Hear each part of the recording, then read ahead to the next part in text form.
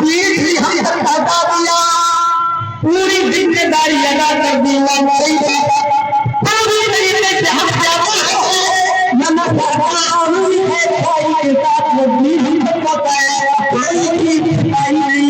اللہ نے تو آپ کو دے کر بھیجا تھا، آپ مکمل طور پر مجھے پہنچا دیا، ہم حق دے دیا۔ جب آپ نے لوگوں کی زبان سے یہ سنا تو آپ نے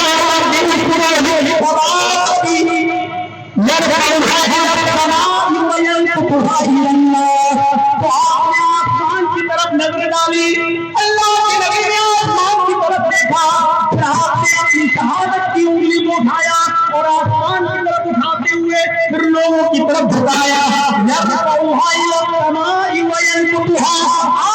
انگلی آسمان کی طرف اٹھائی اور پھر لوگوں کی طرف اٹھائی، ایسے اللہم شہد اللہم شہد اللہم شہد ثلاث مرات، 3 مرتبہ، اے اللہ تو گواہ بن جا، اے اللہ تو گواہ بن جا، اے اللہ تو گواہ بن جا، یعنی تیری امت کی اس بات کی طرف، تیری امت کی بات کی طرف کہ میں نے کوئی چیز نہیں چھپائی ہے، اگر قیامت کے دن یہ انسان کرے تو تو گواہ بن جا، میری امت کی گواہی پر تو گواہ بن جا، اللہم شہد اللہم شہد اللہم شہد، اے اللہ میری امت کی گواہی پر تو گواہ بن جا۔ 3 مرتبہ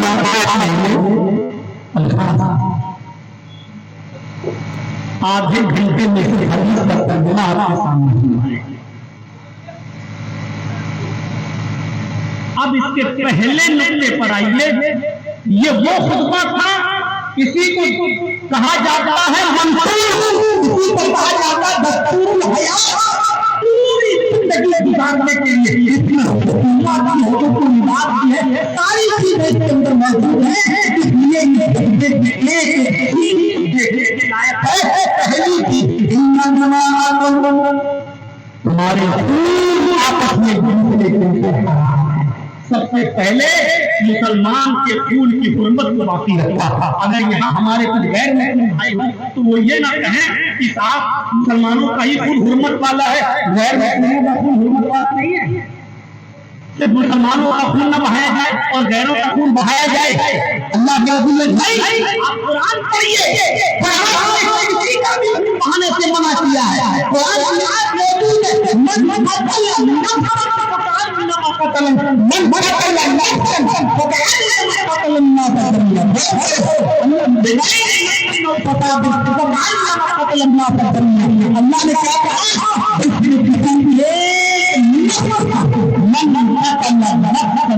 جس نے کسی انسان کو، چاہے وہ کسی بھی دھرم کا ہو، چاہے کسی بھی مذہب کا ہو، چاہے کسی بھی بھاشا کا ہو، ہندو مسلم کی بھائی کی عیب نہیں لگائی، من قتل نفسا بغیر جس نے کسی بھی انسان کو قتل کر دیا، اس کے بغیر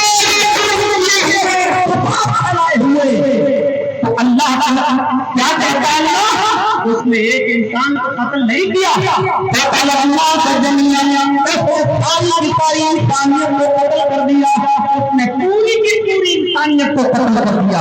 ایک انسان کا قتل پوری انسانیت کا قتل بتایا ہے اللہ تبارک و تعالیٰ نے، تو پوری انسانیت کے خون کا احترام باقی رکھا ہے۔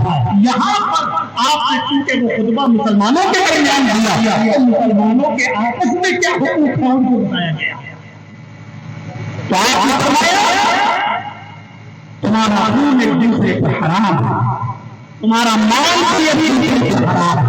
تو پہلے قرآن کی آیت ہے،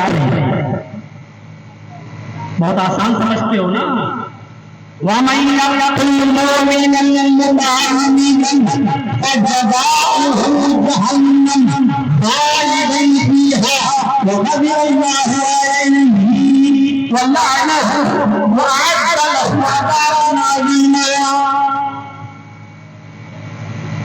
اگر کسی مسلمان نے کسی مسلمان کا ناحق قتل کر دیا تو کیا ہے؟ اس کا ٹھکانہ جہنم ہے، خالدین فیہا، وہ اس کے اندر ہمیشہ رہے گا۔ وَغَضِبَ اللَّهُ عَلَيْهِ، اللہ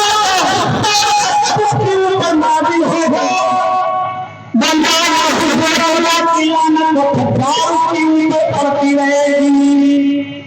وَأَعَدَّ لَهُ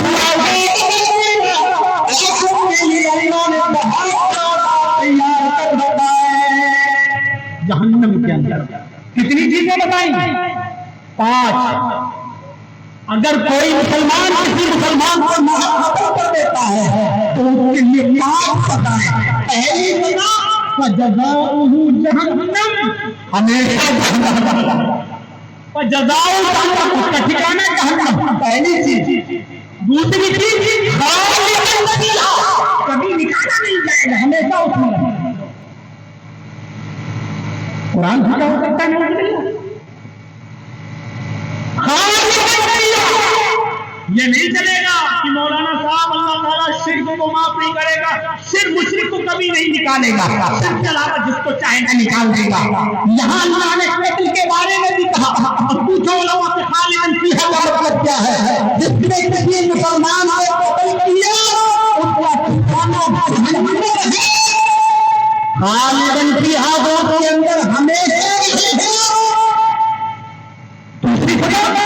تیسری سزا وغضب اللہ علیہ، اس پر اللہ کا غصہ نازل ہوتا رہے گا، ہمیشہ اس پر اللہ کا غصہ نازل ہوگا۔ اور چوتھا عذاب لعنت اس کے اوپر برستی رہے گی۔ اور پانچواں عذاب وہ آگ بنا ہوا مولا نبینا کے لیے بہت بڑا عذاب اللہ نے قیامت کے دن جہنم میں بھی تیار کر رکھا ہے۔